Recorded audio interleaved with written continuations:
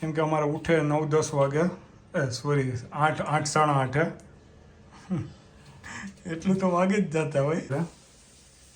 આજે 3 પીસ છે M3 XXLમાં, એની બહુ જ ડિમાન્ડ છે એટલે રીપા માટે. અમુક લોકો એવી વાત કરે મારી સાથે કે મને લિટરલી આંખમાં પાણી આવી જાય કે હું એક સિમ્પલ હાઉસવાઈફ છું, તમારી નજર સામે જ તમારું બધું કામ કરું છું.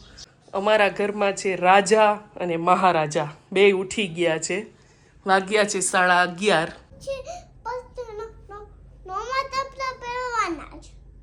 અમારા અંશે દિવસમાં 6 થી 7 વાર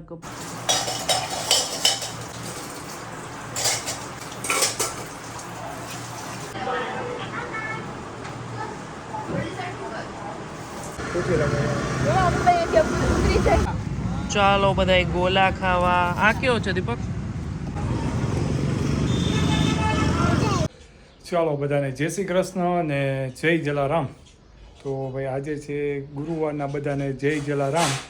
ઘણા દિવસ પછી મેં વ્લોગ સ્ટાર્ટ કર્યો કેમ કે રીમા નહોતી, એ મામા મહિનો કરવા ગઈ હતી એટલે આપણો વારો આવતો નહોતો ક્યાંય, એ ત્યાં સંભાળતી હતી.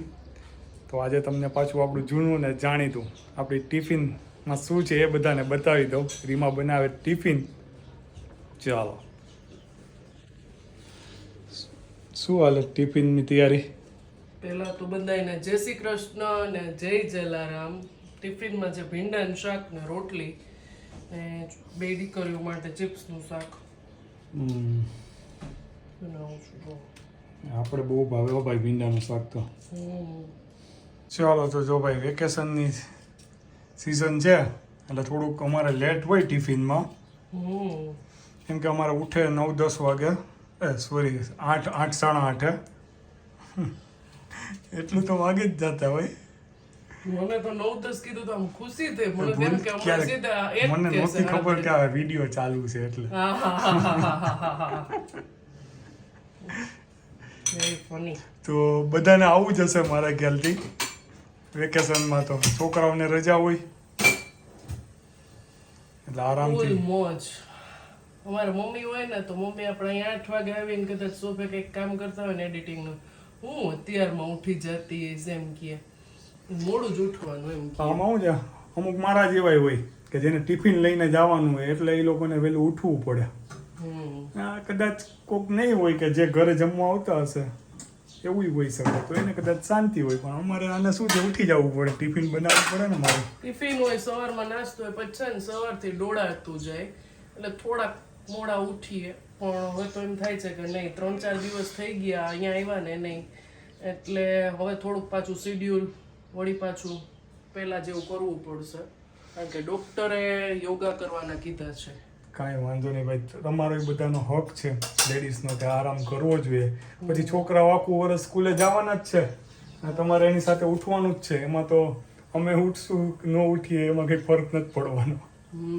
એટલે આરામ કરી લો તમારે, પછી તો બધાએ વહેલું ઉઠવાનું જ છે. બહુ ઝાઝા પર્સન જેના ઘરે હોય ને અને મામા મહિનો કરવા બધી બહેનો ને બધા આવતા હોય, ભાણિયા ને બધા, એ લોકોને પોસિબલ ન થાય કારણ કે બધાનું સાચવવું પડતું હોય. આપણે શું એકલા રહેતા હોય, મમ્મી અહીંયા રહેતા હોય ને તો એ મમ્મીની એ છૂટ છે એટલે આપણે મોડા ઉઠીએ. આપણા ઘરમાં પહેલેથી જ એમ ગમે, પપ્પા એમ જ કહે કે નહીં શાંતિ રાખવાની, પછી આખો દિવસ તમારે એમને જ જોઈએ એમ. પણ બધાને શિડ્યુલ અલગ અલગ હોય એટલે કેટલા લોકો ન પણ ઉઠી શકતા હોય એમ મોડા વેકેશનમાં. ઈને એ જ હોય. તમારે કઈ રીતે છે એ કહેજો. અમારે સવારના પોરમાં રીમાના બધા છે ને કુરિયર આવવાના ચાલુ થઈ જાય 7:30-8 વાગ્યાના. હે મુંબઈનું છે ને એ બેન હશે કરતા હશે મેસેજ. નહીં ઈ નહીં, આપણે કુરિયર એવું છે. હા, ઈ માલનું એવું છે ને મુંબઈ થી ઓર્ડર એ છે. હા, જો બતાવો રીમાના અત્યારમાં કુરિયર આવી ગયા બધા. હા જો અમારે કુરિયર આવી ગયા સવારના 2, કેમ કે ભાઈ થોડીક ડિમાન્ડ અત્યારે ઉનાળો છે ને તો બહુ છે ઘારીમાં. જો એ ડિમાન્ડમાં અમારે છે ને આની બહુ છે અત્યારે. આજે 3 પીસ છે M3 XXLમાં, એની બહુ જ ડિમાન્ડ છે એટલે રિપીટ સ્ટોક અમારે કરવો પડ્યો છે પાછો. અને આ જો કોડ સેટ છે સાથે. અમે શું છે બધું અલગ જ વ્યવસ્થિત ગોઠવી જ રાખીએ એટલે અમારે બહુ કંઈ ગોતવું નહીં, પણ આની બહુ ડિમાન્ડ છે એટલે આ બધા ઓર્ડરના છે ને ડબલ એક્સેલ પૂરા તરત થઈ જાય છે એમાં આપણે અમારે ફોન એક બધાના ચાલુ જ છે. હા લાંબી જ આવશે અને તમે મને હાઈ કરીને મોકલશો ને એટલે હું તમને છે ને મોકલી દઉં બધા ફોટા ને બધું, બરાબર? હા હા હા હા. ના ના ના ના ના બેન, ના તમને જે ગમે નહીં મારા બેન. હા હા. હા ભાઈ, અમારી છે ને ડ્રેસની અમે કરીએ જ તો ખરા, એની સાથે સાથે અમારી શું છે, અમે બધાને સાથે વાતે કરીએ. એવું નથી ખાલી એક ધંધા પૂરતી જ વાત કરીએ. બધા લોકો અમારી સાથે આ વાત કરતા હોય કે તમારા વિડીયો આવા છે, તમારી દીકરીઓ, એટલે અમે એ પણ બધાને સાથે વાત કરીએ છીએ. એવું નહીં કે ભાઈ ફોન આવે એટલે ખાલી ધંધાની જ વાત કરવાની. એકલો ધંધો મહત્વનો નથી અમારા માટે. અમુક લોકો એવી વાત કરે મારી સાથે કે મને લિટરલી આંખમાં પાણી આવી જાય કે હું એક સિમ્પલ હાઉસવાઈફ છું, તમારી નજર સામે જ તમારું બધું કામ કરું છું, પણ મને એટલો જલારામ બાપાએ પ્રેમ આપ્યો છે. એ લોકો સાથે તમે વોટ્સએપમાં અમુક હું કોઈના ચેટ ન બતાવી શકું, કારણ કે એ લોકોના નામ હોય, ઉપર નંબર હોય, બધું ન બતાવી શકું.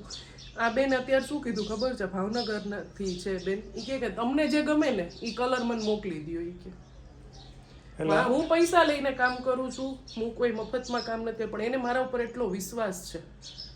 એ વિચાર કરો તમે એમ. એટલે અમારો એવું છે કે કોઈનો ફોન આવે ને તો એવું નહીં કે ખાલી ધંધાથી જ વાત કરો, અમે બધી વાત કરીએ. એ અમને બધી કહે કે તમારા વિડીયો આમ તે, અમે બધી વાત કરીએ. એવું નહીં કે ખાલી ધંધો જ વાત કરવાની.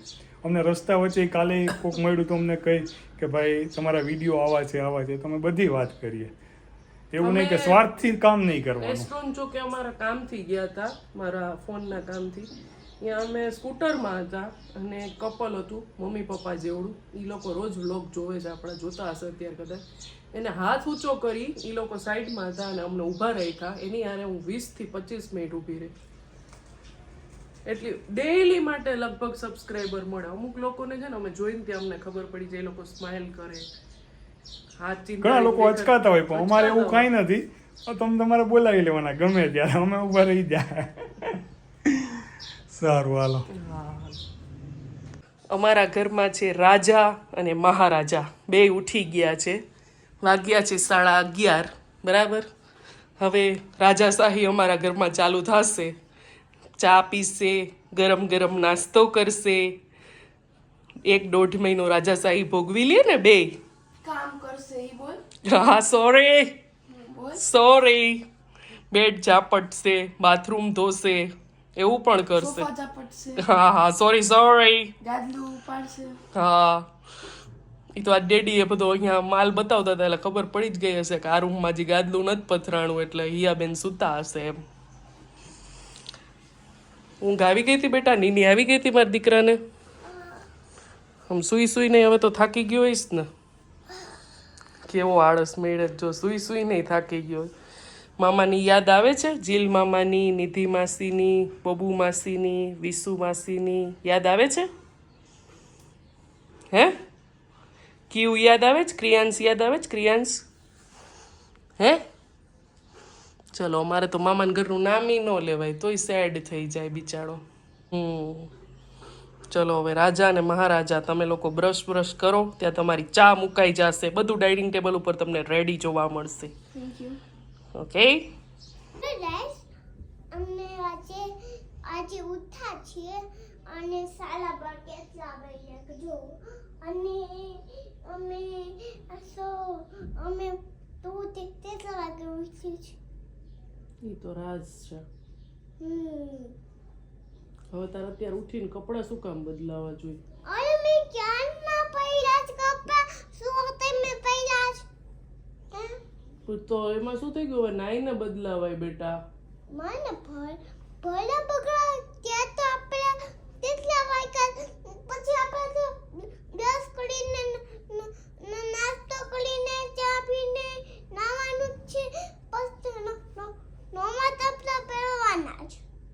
અમારા અંશે દિવસમાં 6 થી 7 વાર કપડાં બદલાવે. તમારા બાળકો આવું કોઈ કરતા હોય ને તો મને કમેન્ટ કરજો. હેન્ડ વોશ કરવા જાય ને ત્યારે હાથ ભીના થઈ જાય ને તોય કપડાં બદલાવે. મોઢું ધોઈને આવે ને તોય એનું ટી શર્ટની પટ્ટી બગડી ગઈ હોય તોય કપડાં બદલાવે. આ તો આપણે ભગવાનના દીધેલા વોશિંગ મશીન છે, નતર આપણે શું કરવું એ વિચારો. એક તો માણસ કપડાં ધોવામાં જ રહીએ ને આંસીના. આ જો અમાર તુડ પી લે તો તોય અમાર મમ્મા બેન બદલાવે.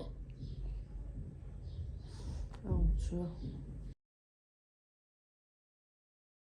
3:45 વાગ્યા છે. હવે હુવા જવાની તૈયારી કરી છે અને આને આખો દી માથું નથી ઓળાવ્યું. હવે હુવા ટાણે માથું ઓળાવવું છે. ચલો હિયાબેન આજે પહેલી વાર અમારે મેગી બનાવી છે. ગેસનું કામ પહેલી વાર કર્યું નહીં? ચા બનાવી હતી પણ આવું કઈ નતું. હા એટલે મમ્માએ શેકી દીધા હતા, એકવાર દાદીએ શેકી દીધા હતા ને અત્યારે બનાવી જ પહેલી વાર. સરસ.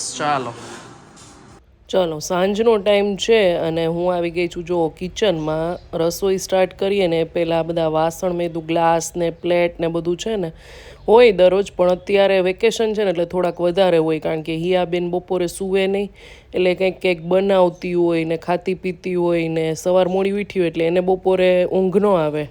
છોકરાઓ જાગતા હોય ને એટલે કંઈક ખાતા પીતા હોય.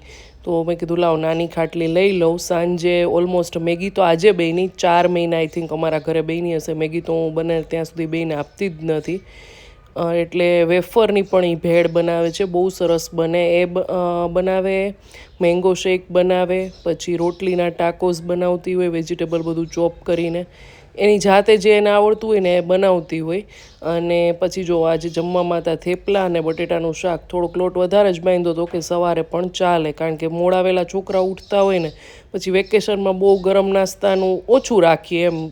ક્યારેક ન હોય તો બનાવવું પણ પડે પણ બને ત્યાં સુધી ઓછું રાખીએ એમ કારણ કે બધાનું શિડ્યુલ એ ટાઈપનું હોય ને વેકેશન હોય ને એટલે આપણે પણ થોડીક શાંતિ હોય અને આ ટાઈમને પણ એન્જોય કરી લેવાનું કારણ કે રોજ એની સાથે આપણે પણ વહેલા ઉઠતા જ હોય બરાબર. આમ પ્રોપર ઘડિયાળના કાંટે ટાઈમ ઉપર ચાલવાનું હોય આપણે આખું વર્ષ. એટલે 2 મહિના તો આપણે પણ શાંતિ લેવાની.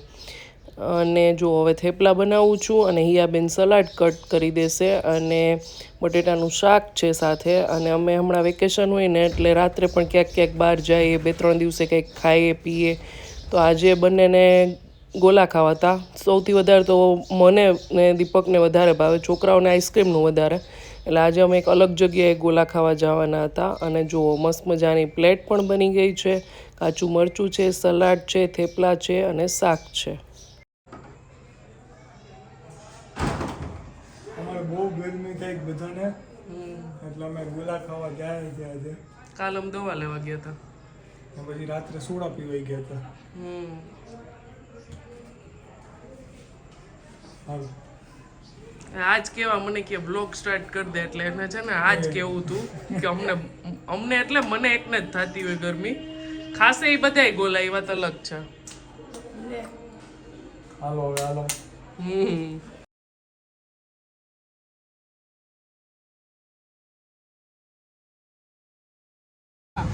ચાલો બધાય ગોલા ખાવા. આ કેવો છે દીપક? કેડબરી. અને આનું નામ શું છે? પીના કોલાડા. ચાલો બધાય ગોલા ખાવા.